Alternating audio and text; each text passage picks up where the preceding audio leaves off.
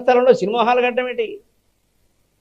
అంటే పిల్లలకు ఆటపాటలు లేవు. దానివల్ల ఏం జరుగుతున్నాయో తల్లిదండ్రులందరూ గమనించండి. ఈ మాట ఇవాళ అమలాపురంలో కాదమ్మా, అఖిలాండ కోటి బ్రహ్మాండాలకి వెడుతోంది ఆ కెమెరా ద్వారా. దండం పెట్టి చెబుతున్నా, పిల్లలకి ఆటపాటల్లో పాల్గొనే అవకాశాలు లేకపోవడం వల్లే ఆత్మహత్యలు ఎక్కువగా జరుగుతున్నాయి. వాడు దేనికి తట్టుకోలేకపోతున్నాడు. ఎందుకంటే ఒకసారి ఓడిపోతాడు ఆటలో, ఒకసారి గెలుస్తాడు. గెలిచినప్పుడు కాస్త నేను గెలిచా అన్నా కూడా ఓడిపోయినప్పుడు ఏమిటో అని ఆలోచిస్తాడు. రెండింటికి వాడు అలవాటు పడ్డాడు. గమనించండి, గెలుపుకి అలవాటు పడ్డాడు, ఓడడానికి అలవాటు పడ్డాడు. జీవితంలో కూడా భార్యతో దెబ్బలాటైనా, భర్తతో దెబ్బలాటైనా, తల్లిదండ్రులతో అయినా, యజమానితో అయినా తట్టుకుంటాడమ్మా. ఆటలాడిన పిల్లాడు ఖచ్చితంగా తట్టుకుంటాడు ఖచ్చితంగా. ఎందుకంటే చిన్నప్పటి నుంచి తట్టుకోవడం అలవాటు పడ్డాడు. ఇవాళ తట్టుకోవడం లేదు. ఎంతసేపు పుస్తకం బారేశారు, 4 గదుల మధ్యలో కూర్చోబెట్టారు, కిటికీలోంచి గాలి కూడా రాదు వాడికి. కంఠస్థం చేయి. ఎవడైనా ధారణ బ్రహ్మరాక్షసుడా కంఠస్థం చేయడానికి? ఎంత కంఠస్థం? నేను సహస్రావధానం చేసి ఆ బిరుదు ఇచ్చారంటే ఊరికే ఇస్తారమ్మా. 22 రోజులు కాకినాడలో ఉడిపి వీనస్ అనే లాడ్జ్లో ఏసీ కూడా లేని గదిలో ఉండి నేను చెప్పిన 1000 పద్యాలు నేనే బుర్రలో పెట్టుకుని రౌండ్ వేసుకుని 21 రోజులు అదే రాక్షసుల్లా ప్రయత్నం చేస్తే నాకు వచ్చిందమ్మా. అందుకని బ్రహ్మరాక్షసుడు. ఊరికే ఏమీ రావు ఏది.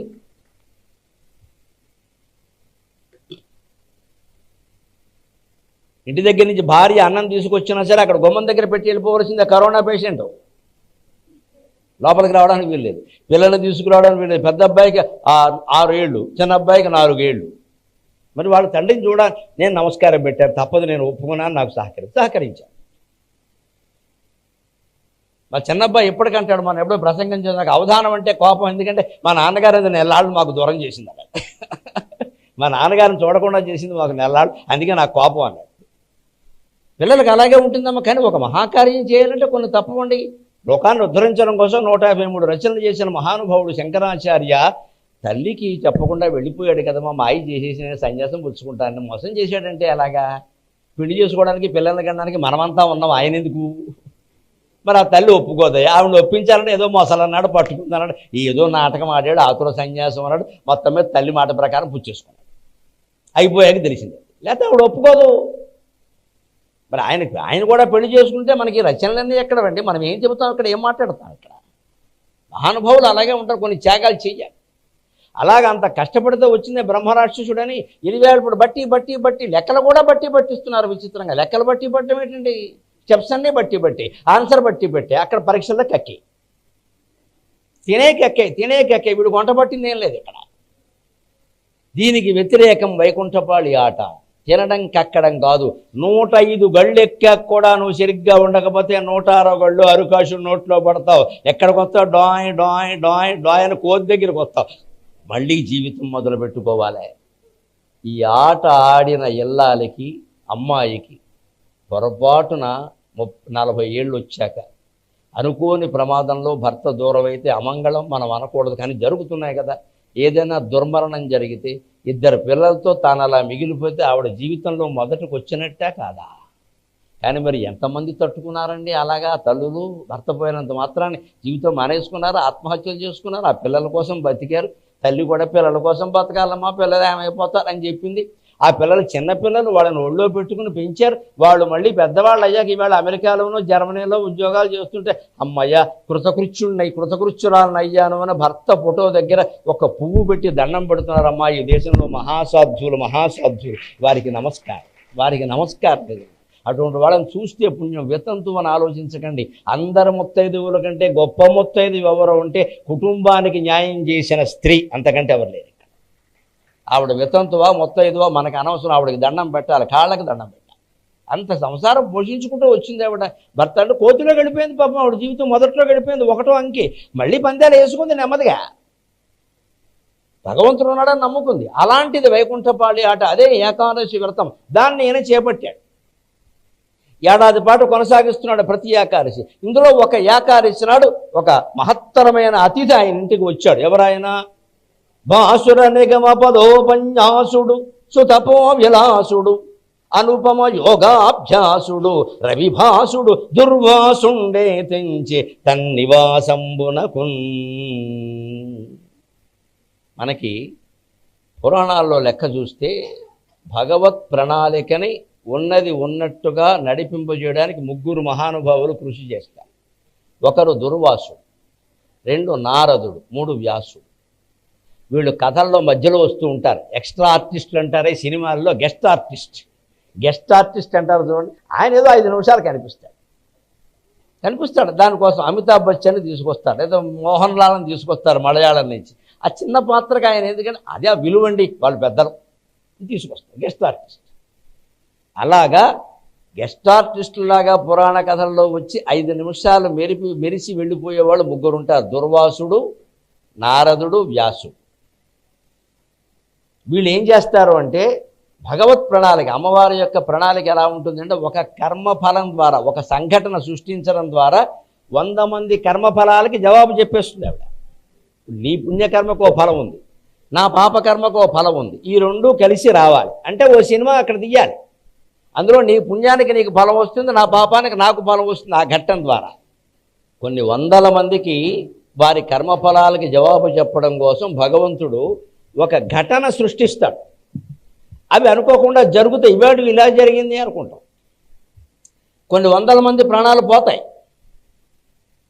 ఇంకొన్ని 100 మందికి ఏదో అనుకోకుండా మేలు జరుగుతుంది, ఇంకొంతమందికి అనుకోకుండా కీడు జరుగుతుంది. ఏదైనా జరగదు. ఈ ఘటన సృష్టించినప్పుడు ఎప్పుడు కొంతమంది ఏమనుకుంటారంటే మనం దాన్ని సరిగ్గా జరగనీయకుండా పక్కకి తప్పించే ప్రయత్నం చేస్తారు. వాళ్ళ అహంకారాల వల్ల కానీ, వాళ్ళ బాధల వల్ల కానీ, వాళ్ళ ఆలోచనల వల్ల కానీ. ఆ వాళ్ళు పక్కకి తప్పించకుండా అమ్మవారి ప్రణాళిక ఉన్నట్టుగా అమలు జరిగేలాగా దుర్వాసుడు, నారదుడు, వ్యాసుడు వస్తారు. ఇక్కడికి దుర్వాసుడు వచ్చాడు. ఆయన వచ్చిన సందర్భం ఎందుకు వచ్చాడు అంటే ప్రత్యేకంగా ఏకాదశి వ్రతానికి మనుషులు ఎంత ప్రాధాన్యం ఇస్తారు, నిజంగా ఈ వ్రతం వాళ్ళేదో ప్రయోజనాలు పొందడానికి వాళ్ళ అహంకారం కోసం చేస్తున్నారా, భగవంతుడి మీద భక్తితో చేస్తున్నారా, అసలు నిజంగా భగవంతుడి పట్ల నిష్ఠ వీళ్ళకి ఉందా లేదా? ఎందుకంటే మనం చాలా పూజలు, వ్రతాలు, నోములు అన్నీ చేస్తాం. మనం అందులో అసలు అంతరంగంలో ఉండే విశుద్ధత కంటే ఆర్భాటమే ఎక్కువ. మనం సత్యనారాయణ వ్రతం చేసాము అంటే అందరూ పెద్దవాళ్ళని పిలుస్తాం ఊళ్ళో, ఎందుకో తెలియదు. ఇక్కడ వాళ్ళందరూ వస్తారు. ఈ వచ్చిన వాళ్ళని చూస్తూ కూర్చుంటాడు. ఈయన పంచె కట్టుకున్న పట్టు పంచి జారిపోతూ ఉంటుంది, ఈయనకి పట్టు చీర అంతకంటే ఆవిడకి ఆభరణాలు పెట్టుకుని ఇబ్బందితో ఉంటుంది ఆవిడ. వీళ్ళిద్దరికి సత్యనారాయణ స్వామి అక్కల చౌదరి గారు వచ్చారా, రెడ్డి గారు వచ్చారా, దొరగారు వచ్చారా, వాళ్ళు వచ్చారా, వాళ్ళందరూ వస్తాడమ్మో సత్యనారాయణ స్వామి రాడు. అందుకే వ్రతాలు, నోములు చేసినప్పుడు ఎవరు వచ్చారు ఎవరు రాలేదని పట్టించుకోకూడదు. దానికోసం పిల్లల్ని ఒకరిని పెట్టేయాలి, పెద్ద కూరని చిన్న కూర నువ్వు చూసుకోరా అని చెప్పాలి. వీళ్ళిద్దరూ పీటల మీద కూర్చుని కదలకూడదు. వ్రతం అంటే వ్రతం. పూర్తిగా సత్యనారాయణ స్వామి మీద దృష్టి పెట్టి వ్రతం చేస్తే భౌతికమైన కోరికలు తీరుతాయి, అనంతమైన జ్ఞానం కూడా ఇస్తాడు ఆ మహానుభావుడు, సందేహం. ఎందుకంటే సత్యనారాయణ స్వామి యొక్క భార్య పేరు అనంతలక్ష్మి అంటారు. అనంతలక్ష్మి రమాదేవి అండి. అనంతలక్ష్మి అనంతమైన జ్ఞానాన్ని ఇస్తుంది ఆవిడ. ఈ వ్రతాల ద్వారానే వస్తుంది. అంబరీషుడికి ఎలా వస్తుందో చూద్దురుగా. అలా పరీక్ష చేయడం కోసం వస్తారు. ఆ పరీక్ష ఎప్పుడూ కఠినంగానే ఉంటుంది. పరీక్ష తేలిగ్గా ఉండాలని మనం కోరుకోకూడదు. పైగా వచ్చిన వాడు, అందుకే పోతన గారు వచ్చిన వాడిని వర్ణిస్తున్నాడు. ఆయన దుర్మార్గుడు కాదు, దుష్టుడు కాదు. ఆయన దుర్వాసుడు అని పేరు రావడంలోనే చాలా గొప్ప విశేషం ఉంది. భాసుర నిగమ పదోపన్యాసుడు, సుతపో విలాసుడు, అనుపమ యోగాభ్యాసుడు, రవిభాసుడు, దుర్వాసుండే దించె తన్నివాసంబునకు. భాసుర నిగమ పదోపన్యాసుడు. నిగమం అంటే వేదం, నిగమ పదం వేదంలో ఉండే పదాలు, వాటికి ఉపన్యాసం చెప్పగలడు అంటే వాటిని వ్యాఖ్యానించగలడు, వాటి అంతరార్థం తెలుసుకొని చెప్పగలడు. వేదం చాలా మధురమైనది, మనకి వింటుంటేనే బాగుంటుంది. ఇందాక వేద పండితులు చదువుతుంటే విన్నారు, కానీ దాని అర్థం తెలిస్తే ఆ ఆనందం వేరు. సంజ్ఞానం విజ్ఞానం ప్రజ్ఞానం జానదపి జానతు అని చదువుతారు. ఆ విజ్ఞానం, విజ్ఞానం, ప్రజ్ఞానం, జ్ఞానం 3 సార్లు వచ్చింది కదా, ఇది మామూలు మాట ఇది. కానీ దాని అర్థం సంజ్ఞానం విజ్ఞానం ప్రజ్ఞానం జానదపి జానతు అంటారు. సంజ్ఞానం అంటే ఊరికే నిన్ను నిద్ర లేపడం, సంజ్ఞ అంటే మేలుకొలపడం. మనం ఆధ్యాత్మికంగా కొద్దిగా మేలుకొనడం, కొద్దిగా సాధన మొదలు పెట్టడం. విజ్ఞానం దానికి సంబంధించిన విశేషమైన జ్ఞానం అంతా సేకరించడం, పుస్తకాలు చదవడం, ప్రవచనాలు వినడం, వాటిని మళ్ళీ మననం చేసుకోవడం, ఇది విజ్ఞానం. సంజ్ఞానం అంటే ఊరికే ప్రారంభించడం, మేలుకొనడం. విజ్ఞానం అంటే దానికి సంబంధించిన విజ్ఞానం అంతా పొందడానికి ప్రయత్నం చేయడం. ప్రజ్ఞానం ప్రజ్ఞానం బ్రహ్మ, ఆ చెప్పిన పరమాత్మ ఎవరో కాదు, నాలో ఏది నేను నేను నేను అని స్ఫురిస్తుందో అదే ప్రజ్ఞానం అని గ్రహించడం ప్రజ్ఞానం. జానదపి జానతు, ఇది ఎలా ఉంటుందంటే ప్రక్రియ. జానదపి జానతు, ఎంత తెలుసుకున్నా ఇంకా తెలుసుకోవలసింది చాలా. అందుకే జానదపి జానతు అంటారు. సంజ్ఞానం విజ్ఞానం ప్రజ్ఞానం జానదపి జానతు అంటారు. భగవత్ శక్తి, భగవద్ని యొక్క ఆధ్యాత్మిక భావన ఎటువంటిది అంటే అది ముందు మేలుకొలుపుతుంది. ముందు మేలుకొనాలి సంజ్ఞానం, తర్వాత దాన్ని విజ్ఞానం పొందాలి, అది విజ్ఞానం. తర్వాత ప్రజ్ఞానం, అది నేనే అని గ్రహించాలి. జ్ఞానం జ్ఞానం అని చాలామంది అంటారు. ఏమిటి జ్ఞానం? ఒక మాటలో చెప్పొచ్చండి జ్ఞానం. అంతా ఒక్కటే, ఆ ఒక్కటే నేను, అదే జ్ఞానం. అంతకంటే అంతా ఒక్కటే, ఆ ఒక్కటే నేను, అది జ్ఞానం. తత్వమసి, అదే నువ్వు అవుతున్నావు. తెలిస్తే తత్వమసి, తెలియకపోతే తత్వమసి. అంతా ఒక్కటే, ఆ ఒక్కటే నేను, ఆ ఒక్కటే నువ్వు అని గ్రహించినప్పుడు ఇంక వేరే వాళ్ళు ఎవరు లేనప్పుడు ఎవరితో తగాదా పడతావు? ఇక్కడ అనేక రకాల విభేదాలన్నీ ఎందుకుంటాయి? ఉన్నదంతా ఒక్కటే. ఇది వేదాల్లో రహస్యంగా ఉంటుంది. ఆ రహస్యాలను దుర్వాసుడు చెప్పగలడు. ఎందుకని? సో తపో విలాసుడు మహత్తరమైన తపస్సు చేశాడు. ఆయన తపస్సు ఎలాంటిదో తెలుసా?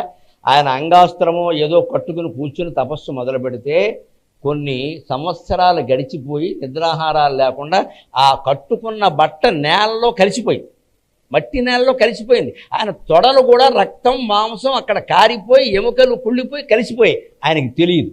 అంతటి తపస్సు చేశాడు దుర్వాసుడు. అంటే అంతటి తపస్సు. అందుకే దుష్కరం వాససహ యస్య యస్య సహ దుర్వాససహ, వాసాహ వాససౌ వాససహ అంటారు దాన్ని. అలాగే దుష్కరమైన వాసస్సు కలిగిన వాడంటే ఆయన వస్త్రం చినిగిపోయి చివికిపోయి కుళ్ళిపోయి నేలలో కలిసిపోయినా ఆయనకి తెలియదు. అంత తపస్సు చేశాడు. అంత తపస్సు మళ్ళీ మనకి ఈ కాలంలో చేసిన మహానుభావుడు అరుణాచలం మీద భగవాన్ రమణ మహర్షి. అక్కడికి వెళ్ళినప్పుడు ఆ పాతాళ గుహ అని ఉంటుంది. అక్కడికి వెళితే చిన్న చీమలు ఉండే ప్రదేశం, ఆ చీమల మధ్యలో కూర్చుని చేశాడు ఆయన. పైగా చీమలు కుడతాయండి అక్కడంటే, అది వాటి చోటు, నేను వెళ్ళాక అవి కుట్టవా అన్నాడు ఆయన. అది వాటి చోటు, చీమలు ఉండడానికి కూడా ఓ చోటు కావాలి కదా. నేను వెళ్ళాక కుట్టవా, నేను వాటి చోటును ఆక్రమించాను, కబ్జా చేశాను, అందుకని కుట్టారు. అక్కడ నుంచి అక్కడ ఎందుకు ఉంటారు అంటే, మరి బయట కూర్చుంటే ఏమిటో, ప్రతివాడు వస్తాడు, అట్టిపళ్ళు ఇస్తాడు, చేయి చూపిస్తాడు, జాతకం చెప్పండి. అదే కదా గోళ. బాబోటిగాళ్ళనే వదలట్లేదు, రమణ మహర్షిని వదులుతారా? ఎవడైనా కాస్త జ్ఞానం ఉన్నవాడు కనపడితే మనం కోరేది ఏమిటంటే, చేయి చూస్తారా కాలు చూస్తారా అంటే. ఎంత బాధగా ఉంటుందో నిజంగా. నన్ను కూడా చాలామంది గుర్తుపెట్టిన వాళ్ళు కొంతమంది, ఏమంటే మీరు జాతకాలు చెప్తారు, నేను జాతకాలు చెప్పను మొర్రో అని 100 సార్లు చెప్పాను. అంటే వింటలేదు. వాళ్ళకి కావాల్సింది ఈయన ఏదో గొప్పవాడు సంథింగ్, పట్టుకో చేయి చూపించి. మనకి ఎంతసేపు మన జాతకం మీద మన జీవితం మీద ఎంత ప్రేమో మనకి. ఏదో సముద్రంలో నీటి బొట్టిది, ఈ జీవితం ఏమైతే ఎవడికి, దానికి ఒక పెద్ద ప్రాధాన్యం ఇస్తాం మనం ఇక్కడ. ఆ ప్రాధాన్యం ఇవ్వనివాడే రమణ మహర్షి, ఆ ప్రాధాన్యం ఇవ్వనివాడే కృతయుగంలో దుర్వాసుడు. ఆయన వచ్చాడు. మహాసుర నిగమ పదోపన్యాసుడు సుతపో విలాసుడు అనుపమ యోగాభ్యాసుడు. ఆ తపస్సు ముగించి ఆయన శివస్వరూపం, శివుడు ఆయనకి సాక్షాత్కరించిన తర్వాత కూడా అఖండమైన తపశ్శక్తి ఆయనలో ఉన్నా కూడా ఆయన యోగాభ్యాసం మానలేదు. కర్మయోగిగా ఏ ఫలాన్ని కోరకుండా అలాగే ఉన్నాడు. అనుపమ యోగాభ్యాసుడు. అందుకే దుర్వాసుడు కొన్ని వేల సంవత్సరాలు బ్రతికాడు. అత్రి మహర్షికి అనసూయకి జన్మించిన వాళ్ళు 3. 1 చంద్రుడు, 2 దుర్వాసుడు, 3 దత్తాత్రేయ మహర్షి. ఆ చంద్రుడు బ్రహ్మ అంశ, దత్తాత్రేయుడు నారాయణమూర్తి అంశ, దుర్వాసుడు సాక్షాత్తు పరమశివుడి అంశ. అంత మహానుభావుడు. సో తపో విలాసుడు అనుపమ యోగాభ్యాసుడు రవిభాసుడు.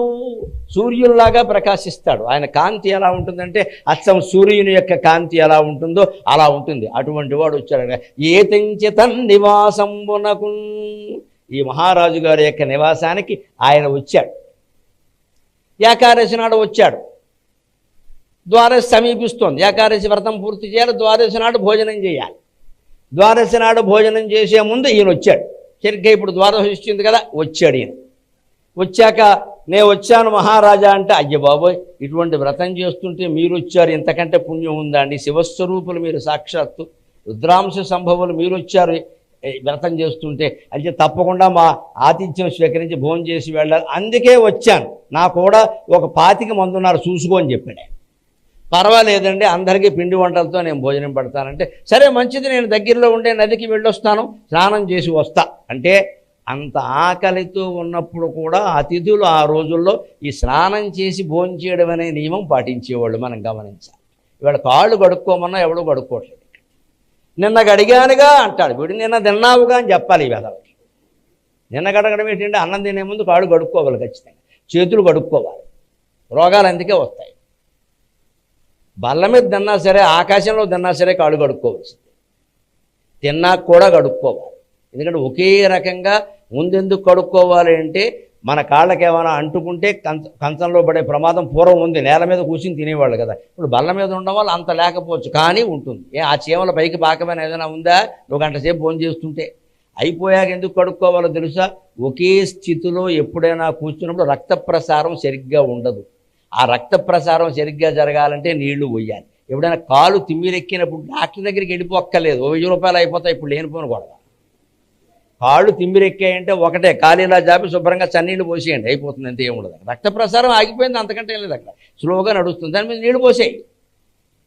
పూర్వం కింద కూర్చొని భోజనం చేసేవారు బాసిం పెట్టేసుకుని, కాళ్ళు తిమ్మిరెక్కినట్టు ఉంటాయి, లేవగానే కాళ్ళు కడుక్కుంటే అది అయిపోయింది ఇక్కడ. అందుకని కాళ్ళు కడుక్కోవాలి. చేతులు ఎందుకు కడుక్కోవాలి? ఆ చెయ్యి ముక్కలో పెట్టాం, మూతిలో పెట్టాం, జుట్టులో పెట్టాం, ఎవరి జుట్టులోనే పెట్టాం, మళ్ళీ నువ్వు ఇక్కడ అన్నం కలుపుతావు దరిద్రంగా. ఇక్కడ కడుక్కోకుండా ఎలా ఉంటావు? అందుకే రోగాలు వస్తాయి. మనం తిన్నగా ఉండం కదా, ఏనుగు తొండ ఒకటి, కుక్క తోక ఒకటి, మనిషి చెయ్యి ఒకటి, ఎప్పుడూ ఖాళీగా ఉండవు. ఏదో వంకర పని చేస్తూ, ఏనుగు తొండం ఎప్పుడూ ఊగుతూనే ఉంటుంది, కుక్క తోక అంతే ఊగుతూనే, మనిషి చెయ్యి అంతే, వీడినైనా పీకాలి, ఇంకోటినైనా పీకాలి. ఈ చెయ్యి తీసుకెళ్ళి చెవిలో పెట్టాలి. ఎందుకు వచ్చిన గొడవ ఇది?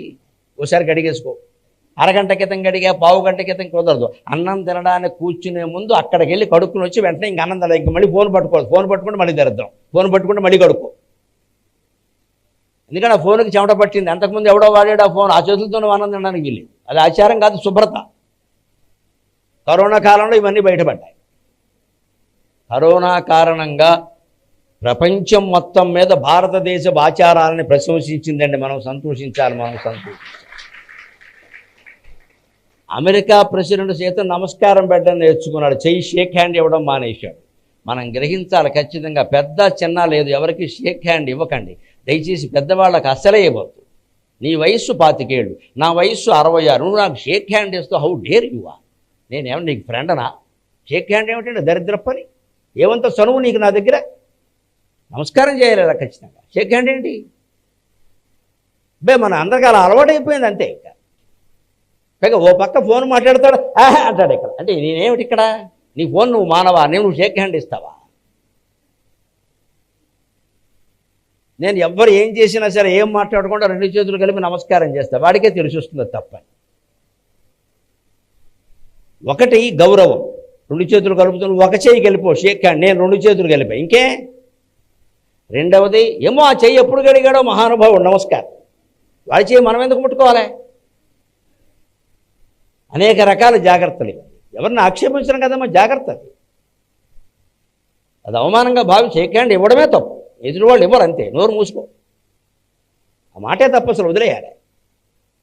ఇవన్నీ ఆచారాలు, ఊరికే ఏర్పడవు ఇక్కడ. ఆయన నదికి వెళ్ళి వస్తానండి అన్నాడు. అది వాళ్ళు స్నానం చేసి ఎంత ఆలస్యమైన సంధ్యావందనం చేసేవారు, అది అయిపోయాక వచ్చేవారు. దేవతార్చన చేస్తారు, వైశ్వదేవం చేస్తారు, 1 గంట పడుతుంది ప్రక్రియ.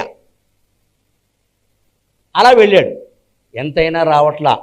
అంబరీషుడు ఆయన రాలేదని, తనకు ఆకలి అవుతోందని బాధపడ్డాడు.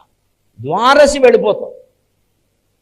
నియమం ప్రకారం ఏమిటి అంటే, ద్వారసి వెళ్లకుండా భోజనం చేయకపోతే వ్రతఫలం దక్కదు. ఫోన్లే వదిలేద్దామంటే ఎన్నో ఏళ్లుగా వ్రతం చేస్తున్నాడు, ఈ ఒక్క ఏకాదశి నాడు ఇలా చేయలేకపోతే మనస్సు పీడిస్తుంది కదా అని పాపం పక్కనే ఉండే పండితుల్ని పిలిపించి, ఏమంటే నాకు ఆయన మీద చాలా గౌరవం, అందులో వచ్చినవాడు దుర్వాసుడు, మహా తపస్వి, శివస్వరూపుడు, ఆయనకి పెట్టకుండా నేను అన్నం ఎలా తింటాను? అలాగని తినకుండా కూర్చుని నాకేం ఆకలేయడం కాదు, ఉంటాను, ప్రాణం పోయినా నాకేం పర్వాలేదు, కానీ ద్వారసి వెళ్ళిపోతుంది కదా, ఏమైనా పరిష్కారం చెప్పండి అన్నాడు. ఇది పండిత పరిషత్.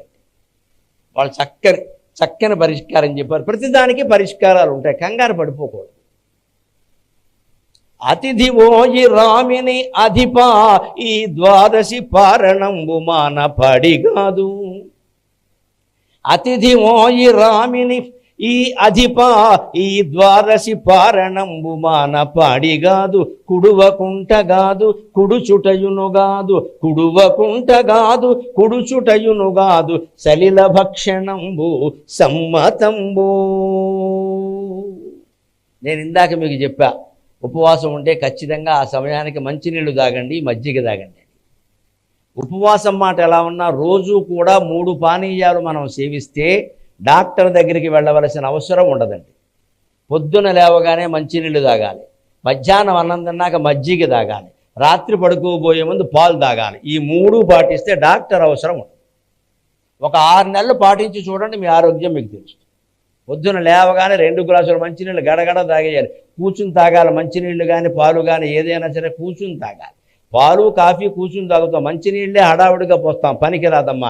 ముఖ్యంగా ఆడవాళ్ళు వంట చేస్తూ ఆ కాఫీ ఏదో కొంచెం కాదమ్మా, శుభ్రం కాఫీకి సమయం కేటాయించు, అక్కడ కూర్చో, ఓ 10 నిమిషాలు తాగు, నష్టం ఏం లేదు. ఇక్కడ ఓ పక్క పెసరట్లు వేయడం, కాఫీ తాగడం, పెసరట్టు పోయింది, కాఫీ కూడా పాడి,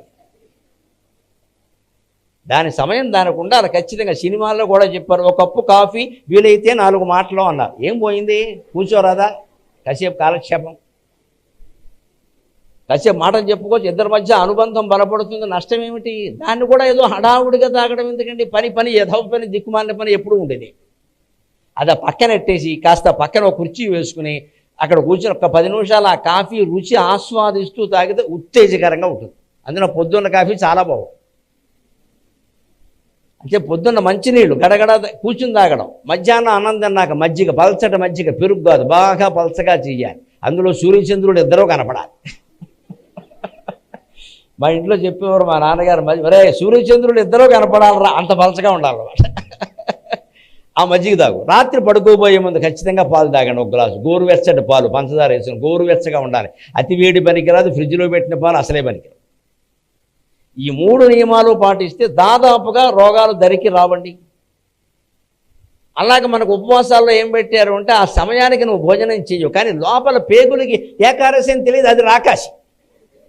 అది ఇలా తెరుచుకుని వెయ్యవే అని చూస్తూ ఉంటాయి. వెయ్యకపోతే ప్రమాదం ఏమిటంటే లోపల ఈ క్లచెస్, ఇనప క్లచెస్లో ఉండే పేగులు మాంసాన్ని రక్తాన్ని తినేస్తాయి, అంత ప్రమాదం.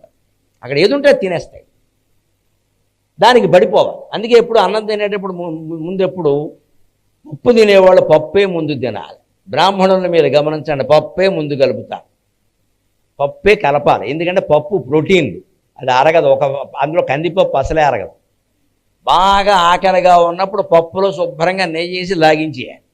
తర్వాత కూర, తర్వాత పచ్చడి, తర్వాత ఇంకా తినాలనుంటే పులుసు, తర్వాత మజ్జిగ, ఆ తర్వాత అరకరం అమ్మాయి, అది వేరే విషయం. శుభ్రంగా తినడం అంటే ఇంతే. అందుకని ముందు వేశారు కదా అని ఆవకాయ కలపకూడదు, నాలుగు మండిపోతుంది ఇక్కడ. లేదా మజ్జిగతో మొదలెట్టకూడదు, తప్పది. ఎందుకంటే ఈ పేగులు చాలా ఆకలితో ఉన్నప్పుడు బలమైన పదార్థం పడాలి. మాంసాహారం తినే అలవాటు మేము మానలేమనుకున్న వాళ్ళు ముందు అదే తినాలి. మనకి ఈ జన్మకి అది యోగం లేదు, వచ్చే జన్మకి చూద్దాం. అందుకని వాళ్ళు అప్పుడు ధర్మశాస్త్రం చెప్పారు, ఏదో సేవించాలి కదయ్యా, తప్పదు కదా, ఏది బలంగా ఉంటే అది తింటాం. ఉపవాసం ఉన్నప్పుడు మంచినీళ్ళైనా తాగాలి, ఆ సమయానికి మజ్జిగైనా తాగాలి, పాలైనా తాగాలి. అందుకని వాళ్ళు చెప్పారు, అతిథి ఓయి రామిని. అతిథి వెళ్ళాడు, రాలేదు, అతిథి కంటే ముందు భోజనం చేయడం ధర్మం కాదు. అది ఆయన కోప్పడ్డా కొంతమంది అతిథులు కోప్పడరు, పోలేండి అంటారు. ఇవాళ షుగర్ పేషెంట్ ఉంటే మీరు తినేయండి అని చెప్పి పెడతాడు ఆయన. బావగారు నాకు వేరే పని ఉంది బయట, నేను ఆలస్యం అవుతుంది, మీరు తినేయండి, అది వాళ్ళతో ఇబ్బంది లేదు. కానీ మహర్షి వచ్చినవాడు ధర్మశాస్త్రం ప్రకారం అతిథి భోజనం చేయకుండా మనం చేయకూడదు. రెండోది, అతిథిని ఇంటికి పిలిచినప్పుడు భోజనం చేస్తుంటే వారితో పాటు యజమాని కూర్చోవాలి. అప్పుడు ఆయనకి ఏ అనుమానము ఉండదు, సుఖంగా తింటాడు. ఆయన తినేదే మనకి పెడుతున్నాడు కదా, ఏమో శత్రువేమో ఎవరికి తెలుసు, కావాలని పిలిచారేమో ఎవరికి తెలుసు. ఇవన్నీ పెట్టుకునే మనకి సంస్కృతిలో ఏం పెట్టారంటే, అతిథిని పిలిచావు అంటే యజమాని ఆయనతో పాటు కూర్చోవాలి. ఆడవాళ్ళు ఎలాగో కూర్చోలేరు, మగాడు కూర్చోవాలి. ఆయన ఒక్కడ కూర్చుంటే చాలు, వీలైతే ఇంకొకరిద్దరు కూర్చోవచ్చు, పెద్ద నష్టం లేదు. అందుకని అతిథి రాకపోవడం సమస్యనయ్యా. కానీ సమస్య ఏం చేస్తున్నాయి, ఇప్పుడు ద్వాదశి వెళ్ళిపోతుంది కదా, అయితే వ్రతఫలం దక్కాలంటే ద్వాదశి వెళ్లకుండా చెయ్యాలి కదా. అందుకని అతిథి ఓయి రామిని అధిప ఈ ద్వాదశి పారణంబుమాన పాడిగాదు. ద్వారసి పాలన మానేయడం పద్ధతి కాదయ్యా, చెయ్యాలి. అందుకని ఓ పని చేయి, కుడువకుంటగాదు కుడుచుటయును కాదు, తినకపోవడము కాదు, అలాగని తినడము కాదు, మధ్య మార్గం ఒకటి ఉంటుంది ఇక్కడ. అది కాదు ఇది కాదు, సంసారపక్షంగా నడిపించండి అంటారు. ఆ మధ్య మార్గం ఏమిటంటే సలిల భక్షణంబు సమ్మతంబు. మంచినీళ్ళు తాగవయ్యా, ఉరికి ఆశమనం చేయకాస్త ఓ అరగ్లాసు 2 చెంచాలు మంచినీళ్ళు తాగు, 2 ఉద్ధరణలు మంచినీళ్ళు తాగు. ద్వారసి వ్రతం పూర్తి అయిపోయింది. తర్వాత ఆయన వచ్చాక ఆయనతో పాటు భోజనం చేద్దు, కానీ ఏం అన్నం ఏం తినలేదు కదా, ఆయనకి ద్రోహం ఎలా అవుతుంది అది అని. దాని మీద పండితుల మాట మన్నించి ఆయన శ్రీమన్నారాయణమూర్తిని తెలుసుకుని కేశవాయ నమః, నారాయణాయ నమః, మాధవాయ నమః అని ఊరికే 3 ఉద్ధరణలు ఆచమనం మాత్రమే చేశాడు ఆయన. ఆ తర్వాత ఆయన వచ్చేసాడు. ఎందుకంటే ఆయన దానికోసమే చూస్తున్నాడు, కావాలనే ఆలస్యం చేశాడు ఆయన. ఎందుకంటే దుర్వాసుని ప్రణాళిక వేరుగా ఉంది. పైనుంచి శివపార్వతులు ఇద్దరు ఆయన పంపించిన విధానం వేరు. పరీక్ష పెట్టు, వ్రతం యొక్క అసలు మహత్యం బయటపడాలి. నువ్వు అవమానపడినా మంచిదే, నాకు చెడ్డ పేరు వచ్చినా మంచిదే. వ్రతాలు ఎందుకు అనేది అందరికీ తెలియాలి. టెక్నికల్గా చేయొద్దు, సాంకేతికంగా చేయొద్దు వ్రతం అనేది. అందుకని అది తెలియాలంటే ఎప్పుడు విలన పాత్ర ధరించేవాడు ధరించాలి. సినిమాలో విలన పాత్ర ధరించగానే నిజ జీవితంలో విలన్ అనుకోవద్దు, హీరో ధరించగానే హీరో అనుకోవద్దు. అటు ఇటు అయ్యేవాళ్ళు చాలామంది ఉన్నారు. సూర్యకాంతం గారి జీవితం అంతా గయ్యాళ్ళ అత్తగారు పాత్ర వేసింది. అంత మంచి అత్తగారు భూమండలం మీద మొత్తం మీద ఉండదని వాళ్ళ కోడలు చెప్పింది, ఇంక వేరే ఎవరు చెప్పక. అంత మంచి అత్తగారు మొత్తం ఎవరికీ ఉండదని వాళ్ళ కోడలు చెప్పింది.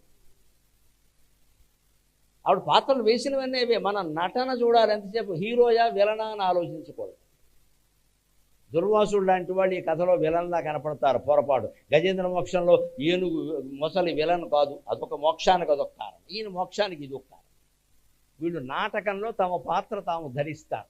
అందరూ తిట్టుకున్నా మంచిది, ఎవరో ఒకరు ఆ పాత్ర వెయ్యాలి కదా. అందుకని ఆయన రాగానే పెట పండ్లు గీకుచును భీకర రీతి.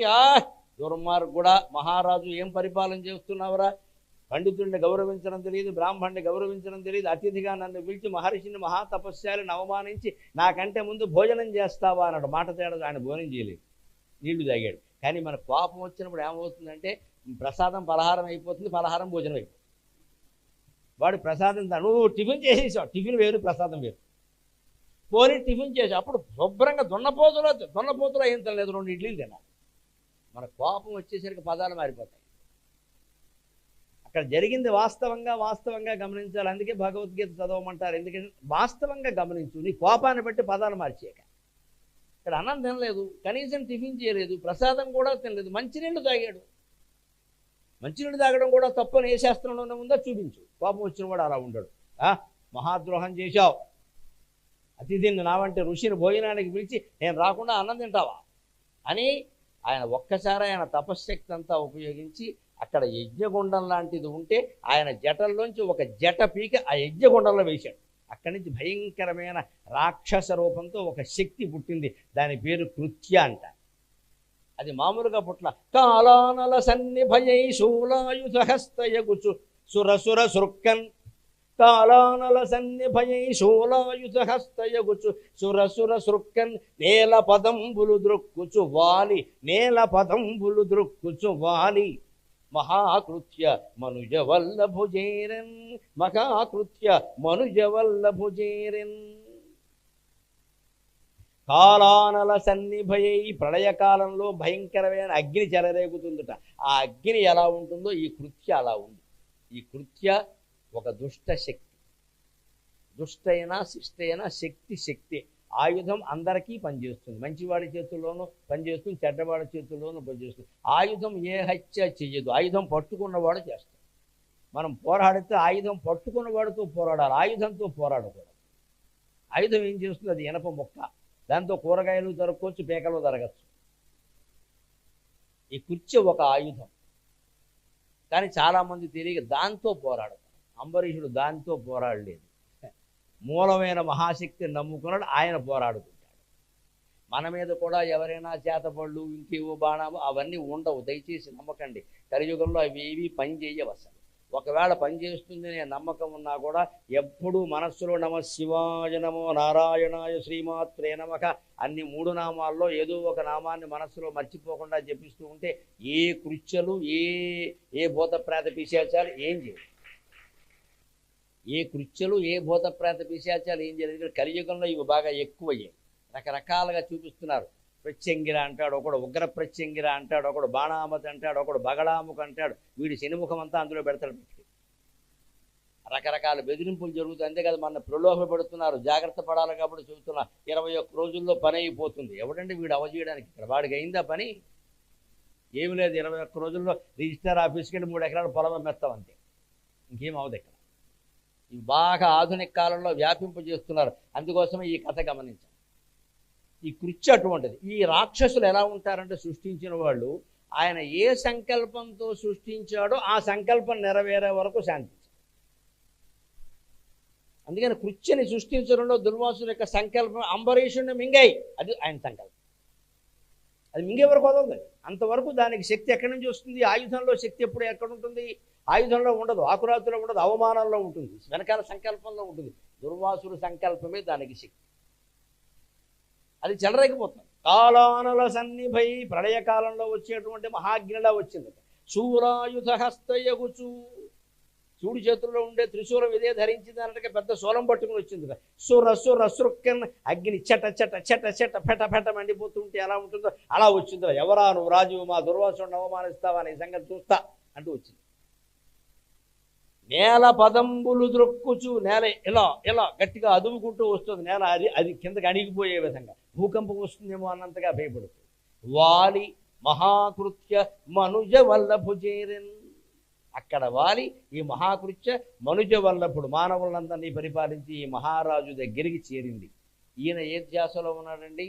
సరిగ్గా భాగవతంలో ప్రహ్లాద చరిత్ర గుర్తు చేసుకుంటే, ఏనుగుల చేత తొక్కించినప్పుడు, పాముల చేత కరిపించినప్పుడు, కొండ మించి కిందికి విసిరేసినప్పుడు, సముద్రంలోకి తోసేసినప్పుడు ప్రహ్లాదుడు ఏ ధ్యానంలో ఉన్నాడో అంబరీషుడు కూడా అదే ధ్యానంలో ఉన్నాడు.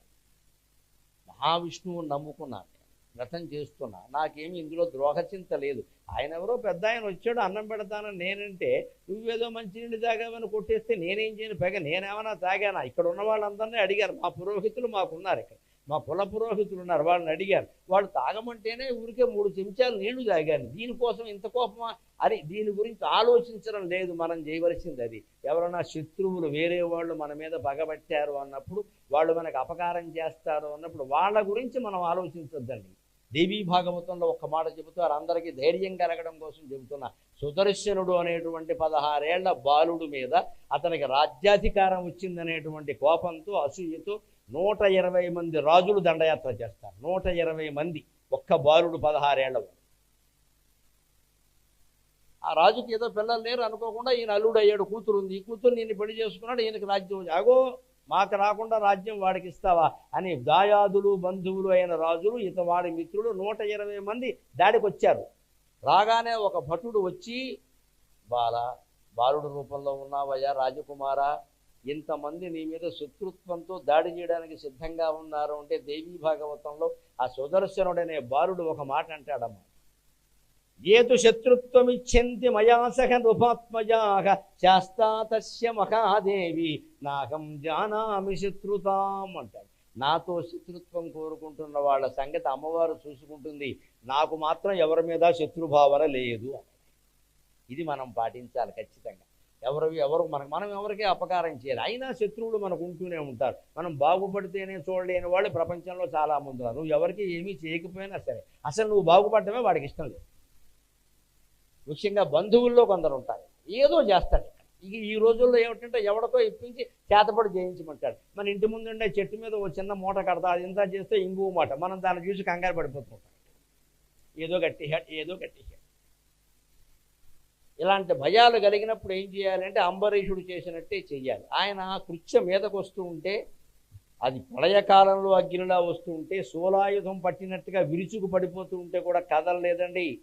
కూర్చున్న చోటు నుంచి కదలలేదండి. ఇక్కడ తెలుగు భాగవతం కంటే వ్యాస భాగవతంలో అద్భుతమైన శ్లోకం రాస్తాడు వ్యాస మహర్షి. తామాపతంతీం జ్వలతీం అసిహస్తాం పదాభవం వేపయంతీం సముద్వీక్ష నచాల పదాన్ నృపః. తాం ఆపతంతీం, అది వచ్చి మీద పడుతుంది. జ్వలతీం, అగ్నిలా మండిపోతుంది, అది కాలిపోతాడు, అందులో భస్మం అయిపోతాడు, అనుమానమేలా. అసిహస్తాం, చేతిలో కత్తి ఉంది, ఓ చేతిలో శూలం, ఓ చేతిలో కత్తి ముందు నరికేయడానికి సిద్ధంగా. పదాభువం వ్యాపయంతి, అడుగు వేస్తుంటే భూమి కంపిస్తున్నట్టుగా ఉంది. సముద్వీక్ష్య, దాన్ని ఇలా పైనుంచి కిందికి చూసి ఆయన మాత్రం మనస్సులో నమో నారాయణాయ నమో నారాయణాయ నమో నారాయణాయ అనే మంత్ర జపం మానలేదండి. అది మనకి పాఠం, అది మనకి రక్షణ. నచాల పదాన్ రూపక, అక్కడి నుంచి ఒక్క అడుగు కూడా పక్కకేసి తప్పించుకునే ప్రయత్నం కూడా ఆయన చేయలేదు. పదాన్ నచాల రూపక, ఒక్క అడుగు పక్కకు కూడా వెళ్ళలేదు. ఆయన మనస్సులో భగవంతుని మీద ఎంత నమ్మకం ఉందంటే, పోతే భగవత్ సంకల్పం, బతికితే భగవత్ సంకల్పం, దీని సంగతి ఆయన చూసుకుంటాడు, నాకేం పర్వాలేదు అని వదిలేసి అదే రకమైన జపంతో అలాగే ఉన్నాడు. ఆశ్చర్యకరంగా ఆ కృత్య ఎంత ప్రయత్నం చేసినా ఆయన ఏం చేయలేకపోయాడు. ఆయన ఏమి చేయలేకపోయాడు. అప్పుడేం చేస్తుంది, ఈ కృత్యలు, ఈ ప్రయోగించిన భూత పిరత సంబంధమైన శక్తులు, ఈ క్షుద్ర పూజలు చేసేవాళ్ళ శక్తులు ఎలా ఉంటాయంటే, ఈ ఎవరి మీద ప్రయోగించారో వాడిని మింగడం సాధ్యం కాలేదు కాబట్టి భగవన్నామస్మరణ కారణంగా వాడికి చక్రం అడ్డొచ్చేసి వాడిని కాపాడుతుంది. కాబట్టి ఇది ఏం చేస్తుందంటే తన ఆకలి తీరాలి కాబట్టి ఎవడు ప్రయోగించాడో వాడిని మింగేస్తుంది. శ్రీమద్ రమారమణ గోవిందో హరి. అందుకే ఈ ప్రయోగాలు చేసేవాళ్ళని మీరు గమనించండి, ఒంటి మీద పొక్కులు వచ్చేసి ఉంటాయి, చాలామంది బెడిసి కొట్టేస్తాయి. చేతుల మీద పొక్కులు వచ్చేసి ఉంటాయి అంటే వాడికి ప్రయోగం బెడిసి కొట్టింది, యథమాటం చెప్పద్దు. ఇంకా సరిగ్గా ఉంటే రాదు. అది సంకల్పం మంచిది కాదు, ఎవడో లేపేద్దామని చూశాడు ఇక్కడ. అది పైగా ఆ శక్తి ఎలా ఉంటుందంటే, కృత్య దానికి 1000 కేజీల ఆహారం అని నిర్దేశించారనుకోండి. ఒక మనిషి మీద వేశారనుకోండి, దాన్ని ఆ మనిషి ఏదో 80 కేజీల బరువు అని వేశారనుకోండి. ఈ మనిషి కనుక 80 కేజీలు బరువు లేకుండా వాడు 60 కేజీలు ఉంటే మిగిలిన 20 కేజీలకి వీడు మింగేస్తుంది. కెపాసిటీ లెక్క, వోల్టేజ్ కెపాసిటీ. వాడు 80 కేజీలు ఉన్నాడని నువ్వు అనుకున్నావు, లేడు 60 ఉన్నాడు, నాకు ఇంకా 20 ఆకలి తీరలా, అందుకే నీ శరీరంలోంచి 20 పట్టుకుపోతా అని వీడి కాళ్ళు చేతులు 2 పట్టుకో, వీడికి పక్షవాతం వస్తుంది. అంటే ఎప్పుడు ఈ దుష్ట శక్తులు వేసిన వాళ్ళనే బాధపడితే మనం కంగారు పడతాం. కాకపోతే ఒకటే, మనం నిరంతరం భగవన్నామస్మరణ మానకూడదు. ఇది విరిధైర్యం కాదు, ఎప్పుడు అందరికీ భగవంతుడే ధైర్యాన్ని ఇస్తాడు. మానవులు ఎవరూ మన ఏం రక్షించలేరు. అందుకని ఆయన చుట్టూ ఒక చక్రజ్వాల కనపడుతోంది, అంబరీషుడు చుట్టూ ఇలా. ఇప్పుడు ఈ కృత్య మాయమైంది ఒక్కసారిగా ఆ చక్రజ్వాలకి తట్టుకోలేక. ఇప్పుడు ఆ చక్రం ఇంతవరకు ఆయన్ని రక్షిస్తున్నటువంటి చక్రం దుర్వాసుడు వెంటబడింది. ఎందుకంటే కృత్య ఆకలి, చక్రం ఆకలి రెండూ కలిసి దుర్వాసుడి మీద పడ్డాయి. దుర్వాసుడు సరిపోతాడు, అనుమానం వల్ల బక్కగా ఉంటాడు, కానీ ఆయన ఎంత బరువు ఆయనకే తెలియదు, ఆయన ఎంత కృషించాడో ఆయనకే తెలియదు. మహాతపస్వి కదా, వాళ్ళ బరువులు ఎవరు అంచనా వేయరండి. వాళ్ళు ఎలా ఉంటారంటే, అణుర్బృహత్కృషస్థూలో గుణభృన్ నిర్గుణో మకాన్ అధృతస్వధృతస్వాస్యక ప్రాగ్వంశో వంశవర్ధనక అని విష్ణు సహస్రంలో చెప్పినట్టే ఉంటారు. వాళ్ళు అణువంతా ఉంటారు, బృహత్ పెద్దదిగా ఉంటారు. అలాగే కృషక కృషించిపోయినట్టుగా ఉంటారు, స్థూలహ బాగా లావుగా ఉంటారు, గుణహ గుణాలతో ఉంటారు, నిర్గుణ గుణాలు లేకుండానే ఉంటారు. భగవత్ శక్తి వాళ్ళలో ఉంటుంది, అది అనంతమైన శక్తి. అందుకని దుర్వాసుడు తెరమింది. ఇప్పుడు ఈయనకి ప్రాణభయం పట్టుకుంది. ఇలా పట్టుకుంటే ఆయన చూశాడు, వెంటనే గమనించాడు, ఈయన మీద నా శక్తి పనిచేయకపోగా చక్రం ఏదో అడ్డొచ్చిందంటే ఈ చక్రం ఎవరిది? విష్ణుమూర్తి. సుదర్శన చక్రం కనపడుతుందిగా, జ్వాల కనపడుతుంది. అమ్మో, దీని నుంచి ఎలా తట్టుకోవాలి? ఇప్పుడు కృత్య పని చేయాలా అంటే మనం ఖచ్చితంగా నమ్మొచ్చు. ఎంత మహాతపస్వి అయిన దుర్వాసుడు ప్రయోగించిన కృత్యే పని చేయలేదంటే ఈ బోడి వెధవ సిగరెట్లు పెట్టి, మద్యం సీసాలు పెట్టి, యజ్ఞాలు చేసి పూజలు చేసేవాళ్ళు చేసే వెధవ ప్రయత్నాలు మన మీద ఎందుకు పనిచేస్తాయండి? మన అజ్ఞానంగా.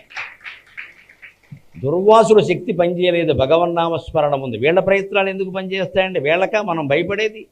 ఎవడైనా పెట్టకూడని పదార్థాలు పెట్టి పూజలు చేయమన్నాయంటే సభాముఖంగా చెప్తున్న వాడు చేస్తున్నదే తప్పు. మాకంతా ఒకటేనండి, అంతా ఒకటే అయితే వాడిని ఓ పని చేయమన్నాడు, సీసం పోసి కరిగించి వాడు గొంతులో పోయింది తాగమన్నాడు.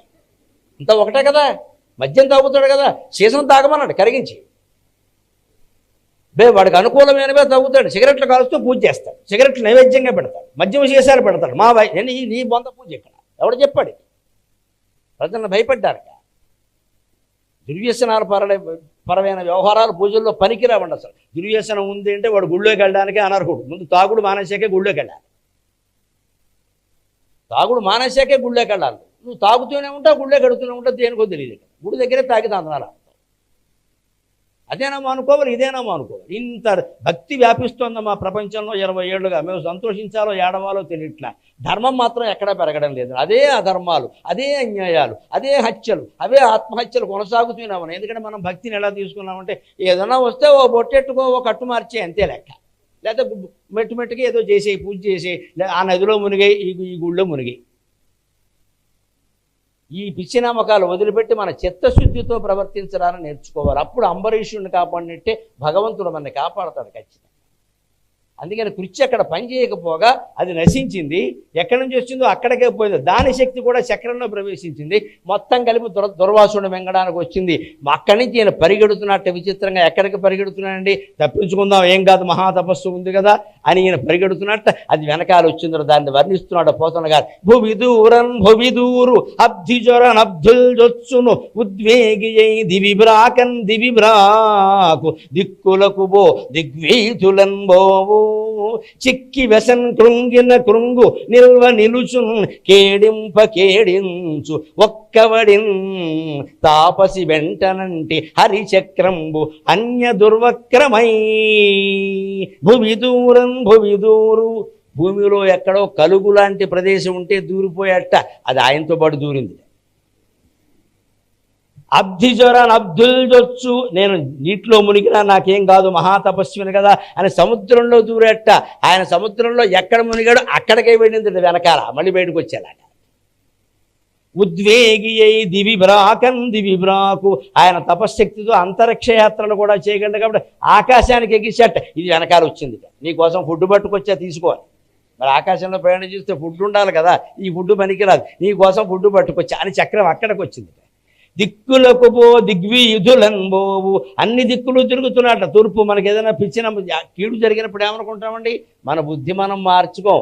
అదిగో ఆఫీసులో తూర్పుగా కూర్చోమంటే కూర్చోకుండా దక్షిణంగా కూర్చున్నా, అందుకే అయింది. దిక్కులో లేదమ్మా, దిక్కు మారిన మన బుద్ధిలో ఉంది వ్యాపారం. నువ్వు ఎటువైపు కూర్చున్నా నీ వ్యాపారం బాగానే ఉంటుంది. ఇక్కడ ఈ పిచ్చి నమ్మకాలు పెంచక్కర్లేదు. నువ్వు తూర్పు నుంచి కూర్చోగానే సూర్యుడు, చంద్రుడు, ఇంద్రుడు అందరూ నీకు వచ్చేసి లాభాలు ఇస్తారు, పనేం లేదు. ఇక్కడ నీ కూర్చున్న సీటు వాడు వీడియో తీసి అసలు మనం చేసే వ్యాపారం ఏంటి, దాంట్లో పెట్టిన పెట్టుబడి ఎంత, దాంట్లో ఇదివరకు ఎవడన్నా చేశాడా, అది అసలు నడుస్తుందా, ఎందుకు చేస్తున్నాం ఇదంతా, మనం చేసే వృత్తి ఎందుకు మానేసాం, ఇందులోకి ఎందుకు వచ్చి, ఇది ఎవడో ఆలోచించరండి. తూర్పుగా కూర్చున్నామా, పశ్చిమంగా కూర్చున్నామా, దిక్కును బట్టి వ్యాపారాలు ఉంటాయా? ప్రతి పూజ పూర్వం తూర్పుగా కూర్చుని ఎందుకు చేసేవారో హేతు పద్ధతిగా చెబుతున్నానమ్మా, లాజికల్గా. నమ్మినా మీ ఇష్టం, నమ్మకపోయినా మీ ఇష్టం. కరెంటు లేదు ఆ కాలంలో, గమనించండి, కరెంటు లేదు. తూర్పు ముఖ ఎప్పటికీ కూడా ఇల్లు అంటే తూర్పు సింహద్వారం తూర్పు. ఎందుకని? పొద్దున్నే వెలుగు పెందరాలే వస్తుంది, అంతకంటే ఏం లేదు. తూర్పును సూర్యుడు ఉదయిస్తాడు, ఆ వెలుగు పడుతుంది. నువ్వు పశ్చిమ సింహద్వారం పెట్టుకుంటే సాయంత్రం వరకు రాడు, ఏం చేయమంటావు? తెల్లారగట్ట మొదలెడతారు, ఏ వ్రతాలు పూజలు ఏం చేసినా కాస్త వెలుగు పడితే కానీ ఏది నడవదు. అందుకని తూర్పుగా కూర్చున్నంత మాత్రాన ఏదో ఒరిగిపోతుంది అనుకోవడం పొరపాటు. ఇక్కడ మన బుద్ధి మారినప్పుడు ఎన్ని దిక్కులు తిరిగినా ఒకటే. దానికి ఇదే ఉదాహరణ. ఆయన భూమిలో దూరాడు, వెనకాల వచ్చింది. సముద్రంలో దూరాడు, వెనకాల వచ్చింది. ఆకాశానికి వెళ్ళాడు, వెనకాల వచ్చింది. ఏ దిక్కు తిరిగితే ఆ దిక్కుకు వస్తుంది. ఇక్కడ చిక్కి వెసన్ కృంగిన కృంగు, ఇక నడవలేక పరిగెత్తలేక కృంగిపోయినట్టుగా కూర్చుంటే ఆయన పక్కన ఇది కూడా కృంగిపోయి కూర్చుని లేచాక తింటానులే కాసేపు ఏడు. ఈ సమయంలో తింటే బాగుండదు, లేచాక తింటాను కాసేపు ఏడు. వాడు ఏడుస్తుంటే ఇది ఏడుస్తుంది. కృంగిన కృంగు, ఈయన వంగితే వంగడం, లేస్తే లేవడం, అంత ఏడిపించుకు తింటోంది. ఆ పాత్ర నటించడానికి దుర్వాసుడు ఒప్పుకున్నందుకు ఆయనకి నమస్కారం చేయాలమ్మా, ఆయనకి నమస్కారం. దుర్వాసుడిని ఎవ్వరూ తక్కువ అంచనా వేయద్దు పొరపాటు. ఆయన విలన్ కాదు, ఆయన ఆ పాత్ర నటించడానికి ఒప్పుకున్నాడు అంతే. అంబరీషుడి యొక్క వైభవం, భగవద్భక్తి బయటపడాలి అంటే ఎవరో ఒకరు ఒక విలన్ పాత్ర వెయ్యాలి. ఆ పాత్ర నటించడానికి ఆయన ఒప్పుకున్నాడు. అందుకని ఆయన అలా కృంగితే కృంగింది, నిల్వ నిలుచుని ఓ చోట నిలబడిపోయాట. అది కూడా నిలబడింది పక్కనే, వదలట్లేదు మొత్తం మీద.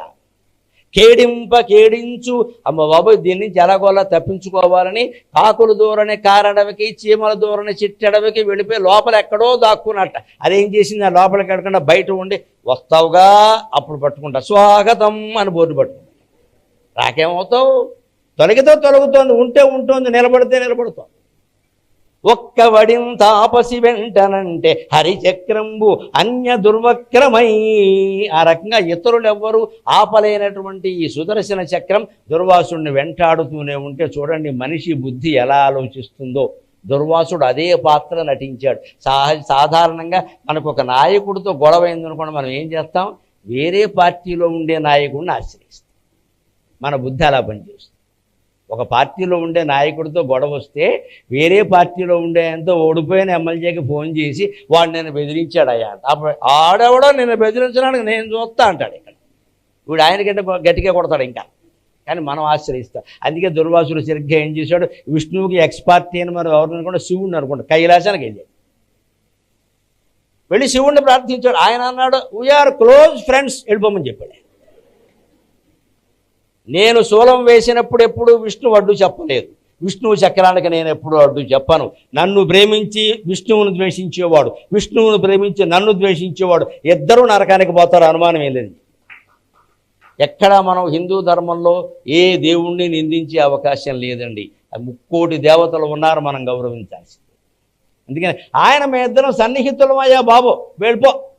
పైగా నీకు తెలియదు ఆయన జోలికి వెళ్ళానంటే మా ఇంట్లో అమ్మవారు ఊరుకోదు. ఈవిడెవరు? నారాయణ సహోదరి, పద్మనాభ సహోదరి. ఆవిడ పుట్టిల్లు వైకుంఠమే, ఆయనకి చెల్లెలు ఈవిడ. ఈవిడ ముందు అన్నం పెట్టదు నాకు, మా అన్నయ్యను అవమానించావు. అందుకే నాకు వద్దునైనా వెళ్ళిపో, ఆయనతో తగదు. నేను ఎప్పుడు ఏ రాక్షసుని సంహరించినా ఆయన ఎప్పుడు అభ్యంతరం చెప్పలేదయ్యా. ఇప్పుడు నాకెందుకు చెబుతావు? నీ తప్పు నువ్వు తెలుసుకోవాలి. బ్రహ్మలోకానికి వెళ్ళాట. ఆయన అన్నాడు హీఈజ్ మై ఫాదర్ అన్నాడు. ఆయన మా నాన్నగారు, ఆయన పడుకునుంటే నాభికమలం నుంచి పుట్టాను నేను. తండ్రి చేసిన పని ఎక్కడైనా కొడుకు అగౌరవిస్తాడా? వారసత్వం అంటే ఇదేనా? నాకు నమస్కారం, నాకు వద్దు లేనిపోనకూడదు. ఇంద్రలోకానికి వెళ్ళాట. నా తలకాయ నేనెంత, నా స్వర్గం ఎంత. ఎప్పుడు ఆపద వచ్చినా సరే మహావిష్ణువుకు ఫోన్ కొట్టడమే కదా నా పని. రాక్షసుడు రాగానే ఎస్టీడీకాలు మాట్లాడటమే నా పని. నన్ను పట్టుకుంటామేమిటో నా వల్ల కాదు. అప్పుడు ఆయనకి జ్ఞానోదయం అయింది. గమనించండి కథ. ఇతరులను ఎందరినో పట్టుకుందామని ప్రయత్నం చేశాడు. అప్పుడు అసలు వాడు ప్రయోగించింది విష్ణువు కదా, ఆయన్ని పట్టుకోవాలి కానీ వీళ్ళని ఎందుకు, అహంకారం ఎందుకు నాకని చెప్పి విష్ణులోకానికి వెళ్ళాడు. శ్రీ మహావిష్ణువుని శరణు వేడాడు. వీడు ఏమంటున్నాడో తెలుసా? మహానుభావ నన్ను క్షమించు, నీ మహిమార్ణవంబు మది మది నిక్కముగా నెరుగంగలేక, నీ మహిమార్ణవంబు మది నిక్కముగా నెరుగంగలేక, నీ ప్రేమకు చిక్కు నీ ప్రేమకు వచ్చు దాసునకు, నీ ప్రేమకు వచ్చు దాసునకు త్రించుదనంబున నెగ్గు చేసి తిన్, నీ ప్రేమకు వచ్చు దాసునకు త్రించుదనంబున నెగ్గు చేసి తిన్, నా మరపున్ సహింపుము నా మరపున్ సహింపుము, అట నారకుడైన మనంబులో భవన్నామము చింత చేసిన అనంత సుఖస్థితి చెందకుండునే. పశ్చాత్తాపం ఇలా ఉండాలి. ఇది కూడా పూర్తి పశ్చాత్తాపం కాదు, సగమే. ఈయన విష్ణువును పట్టుకుని విష్ణువు దేవుడు కదా అని విష్ణువును ప్రార్థిస్తున్నాడు. నీ మహిమార్ణవంబు, మహానుభావ నీ మహిమ అర్ణవం అంటే సముద్రం, సముద్రం అంత మహిమ. అది నిజంగా నాకెలా తెలుస్తుంది చెప్పడానికి? ఏదో అజ్ఞానంతో ఓ పని చేశా, కోపంలో నా తపశ్శక్తి ఎలా ఉంటుందో చూసుకుందామని పరీక్ష పెట్టుకున్నా. ఇగో నాకు అర్థమైంది, భగవత్శక్తి ముందు నా తపశ్శక్తి పని చేయదు, అహంకారం పనికిరాదు అని. నిక్కముగా నెరుగంగలేక, సముద్రాన్ని ఎవడైనా కొలవగలడా? 4 బిందెలు నీళ్లు పోస్తే సముద్ర మట్టం పెరగదు, 4 బిందెలు తీస్తే సముద్ర మట్టం తరగదు. భగవన్మహిమ కూడా అంతే, దానికి ఎవడేం చేయగలడు? అది తెలుసుకోలేక చేశానయ్య. అంతేకాదు, నీ ప్రేమకు వచ్చు దాసునకు కించుదనంబున నెగ్గు చేసి, నిన్ను బాగా ప్రేమించి నువ్వు బాగా ప్రేమించే భక్తుడైనటువంటి అంబరీషునికి నేను అపకారం చేశానయ్యా, నా మరపును సహింపుము. ఇది భగవంతుడి ముందు మనం వేడాల్సింది. పశ్చాత్తాపం అంటే ఇది. ఎవరికైనా మనం అపకారం చేశామంటే 2 ఉపాయాలు ముందు లెక్క. నేరుగా వాళ్ళ దగ్గరికి వెళ్ళి వాళ్ళని శరణు వేడితే భగవంతుడిని వేడవలసిన అవసరం లేదమ్మా, వెంటనే ఆ తప్పు పరిహారం అయిపోతుంది. కానీ మనం అది చెయ్యం. ఆడి దగ్గరికి నేను ఎందుకు ఎడతా పని లేక అని అమలాపురం అంతా తిరుగుతాం, గడియార స్తంభం దగ్గర కూర్చో. చేసావు కదా అపకారం, నీకు తెలుసు కదా, నీ అంతరాత్మ హెచ్చరిస్తోంది కదా. వాడు భూమి మింగేసావు, వాడు ఇల్లు మింగేసావు, ఆవిడ వితంతువు కదా అని ఆవిడకి అపకారం చేసావు, ఆస్తి మింగేసావు. వెళ్ళండి ఆ ఆడదాని దగ్గరికి నేను ఎందుకు ఎడతా అని ఏదో పోజు కొడతాడు ఇక్కడ, ఆస్తి మింగేసి. వాళ్ళందరికీ పాఠం అంబరీషోపాఖ్యానం. నేను విష్ణువు దగ్గరికి వెళ్ళి ఏమంటున్నాడు అంటే తప్పు ఒప్పుకున్నాడు. నా మరపును సహింపము. మరపు అంటే గమనించండి, చాలా గొప్ప మాట వాడాడు పోతన గారు. ప్రాస కోసం వాడాల. తప్పులు మనం ఎందుకు చేస్తామంటే మరచిపోయి చేస్తామమ్మా. మరుపు అంటే ఏదో మామూలు మర్చిపోవడం అనుకోకుండా, ఫోన్ నెంబర్లు మర్చిపోవడం, మనిషిని మర్చిపోవడం కాదు. మనం ఆత్మస్వరూపులం అనే విషయం మరిచిపోయి దేహస్వరూపులం అనుకుని దేహం కోసం తప్పులు చేస్తాం. దాన్నే మరపు అంటారు. ఖచ్చితంగా అది మరపు. నువ్వు ఆత్మస్వరూపుడు భగవత్స్వరూపుడు అంటే తప్పెందుకు చేస్తావయ్యా? ఒప్పే చేస్తావు. ఈ శరీరమే నేను అనుకుని శరీరం మిగిలిన శరీరాలనే శత్రువుల కింద కనపడ్డాయి. మరి శరీరాల మధ్యలో కదా పోటీ. అప్పుడు ఇతరులకు అపకారం చేసి మనం మోసం చేసి గెలిచే ప్రయత్నం చేస్తాం. మనం అన్ని శరీరాలు ఒక్కటే అంటే ఎవరు గెలిస్తే మనకేముందండి, మన వాళ్ళే కదా అని ఊరుకుంటాం. ఆ మరుపు అంటే మనం భగవత్ స్వరూపులు అనే విషయం మరిచిపోయి మనం దేహం అని అనుకోవడమే మరుపు. అందుకే నా మరపున్ ఘటింపు అంటే క్షమాపణ కోరిన దుర్వాసుడు ఆయన స్థాయిలో కోరుతున్నాడు. మనం సంతోషించాలి ఆ విషయం. ఆయన మహా తపస్వి. ఆ స్థాయిలోనే నేనేదో మహాఘోరం చేసే నేరం చేసే అంటున్నా. ఏముందయ్యా, ఆత్మజ్ఞానం నుంచి బయటపడి అజ్ఞానంలో పడ్డాను, అంతకంటే ఉంది. అంచేత నువ్వు క్షమించుమని అప్పుడు మనకందరికీ ఉపాయం చెబుతున్నాడు. గమనించండి. అట నారకుడైన నరకానికి పోవడానికి వీలుగా అన్ని పాపాలు చేసినా సరే, ఒకవేళ నరకానికి వెళ్ళిన తర్వాత ఒక్కొక్క పాపాత్మను చూసి యమధర్మరాజు ఏమంటాడు అంటే, ఇక్కడ ఉన్న శిక్షలేవే నీకు సరిపోవయ్యా, నువ్వు భూలోకంలోనే ఉంటే బాగుంటుంది అంటాడు. ఇది ఎంతకంటే గొప్ప నరకం. ఎందుకంటే అక్కడేవో శిక్షలు ఉన్నాయి, అవి సరిపోవయ్యా నువ్వు చేసిన పాపాలకే, నువ్వు మళ్ళీ భూలోకానికే వెళ్ళిపో, అక్కడే ఉంటే మంచిది, నీకు మంచి గ్రౌండ్ చూపిస్తాను నేను వెళ్ళండి. గాజాకి ఇజ్రాయెల్కి యుద్ధం జరుగుతుంది, ఆ మధ్యలో కూర్చో. ఎందుకంటే నాకు ఆ మధ్య ఓ నెల క్రితం ఇజ్రాయెల్ నుంచి ఒక ఆయన ఫోన్ చేశాడు. ఇజ్రాయెల్ వచ్చి ప్రవచనాలు చెప్పాలి. ఓ ఈ బాబు ఏమన్నా బతకడం, నేను బతుకుంటాను, నీకు ఇష్టం లేదా? ఇజ్రాయెల్ వచ్చి ప్రవచనాలు చెప్పాలి. తెలంగాణ అబ్బాయి మహబూబ్ నగర్ ఏదో, ఆయన కరీంనగర్ ఏదో. ఇజ్రాయెల్లో మీరు ఇక్కడ నా అభిమానులు ప్రపంచం అంతా ఉంటే నేను ఎక్కడ రమ్మంటావా అన్న? ప్రవచనం జరుగుతుంటే వాడు బాంబు ఎత్తే. ఆయన ఎంత ధైర్యంగా అన్నాడంటే, బాంబులు అటుపక్క పడుతున్నాయంటే ప్రవచనం ఇటుపక్కనే. అంటే ఇటుపక్క పడదని ఏమైనా ఉందా? అని అవసరం అనుకున్నప్పుడు అలా మాట్లాడతారు. అభిమానం పాపం. ఇంత తాపత్రయం ఎందుకు పడుతున్నామని అడిగాను. వాస్తవంగా గమనించండి అమ్మా, అమలాపురంలో నేను చెప్పవలసిన మాట పరమ ధైర్యంగా చెబుతాను. అతని తాపత్రయానికి నేను ఆశ్చర్యపడ్డాను. ఎందుకు ఇంత తాపత్రయపడుతున్నావయ్యా? కరీంనగర్ వాడివి, నీ ప్రాణానికి ఇబ్బంది, నా ప్రాణానికి ఇబ్బంది, నన్ను ఎందుకు అక్కడికి రమ్మంటున్నావు అంటే, ఇక్కడ జరుగుతున్న మతం మార్పిడి ఎక్కడా జరగట్లేదండి, మీరు రావాలని చెప్పాను.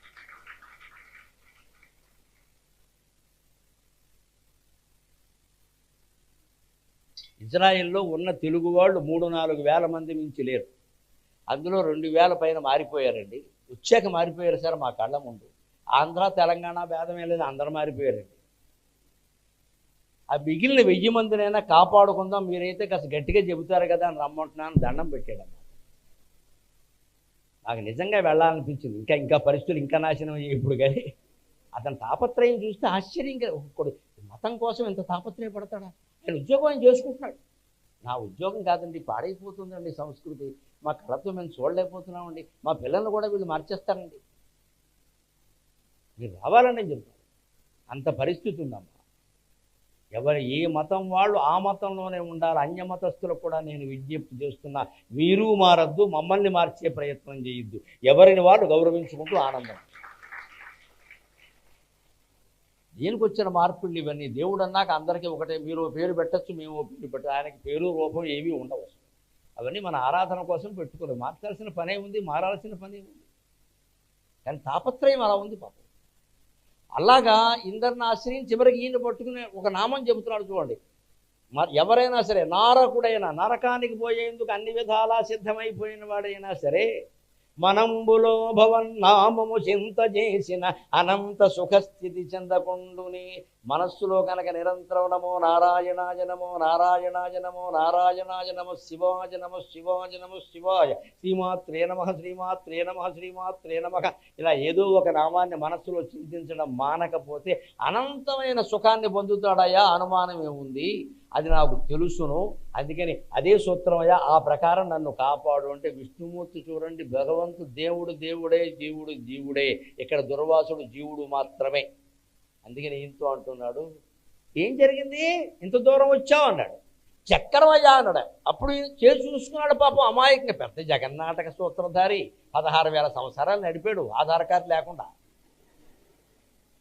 ఆధార్ కార్డు లేకుండా, గ్యాస్ కార్డు లేకుండా 16,000 సంవత్సరాలు నడిపాడు. ఆయన దగ్గర ఈ నాటకాలు చెల్లుతాయా? ఆయన వెంటనే ఏమైంది దుర్వాస బాగా ఏమైంది చక్రమా ఏమైంది చక్రం చెక్కు అని పాపం బుద్ధులు పెట్టు. ఇదో కుక్క పిల్లకి చెక్కు ఎక్కడికి వెళ్ళావే చేతికి లేదు. ఇదేమిటి లక్ష్మి చక్రం ఏమైంది? మరి జంతికలు ఉండేసాయని చెప్పింది. ఇతర కొట్లు అమ్మేసి జంతికలు ఉండేసా. జంతికి కూడా చక్రంలాగే ఉంటుంది కదా. ఇదో పెద్ద డ్యాన్స్. ఏమైంది చక్రం అని అప్పుడు చెబుతున్నాడు. చక్రం ఎక్కడికి వెళ్ళిందో నాకు తెలియదయ్యా. నేను ఓసారి ఎప్పుడో చక్రానికి చెప్పా. ఏంటో తెలుసా?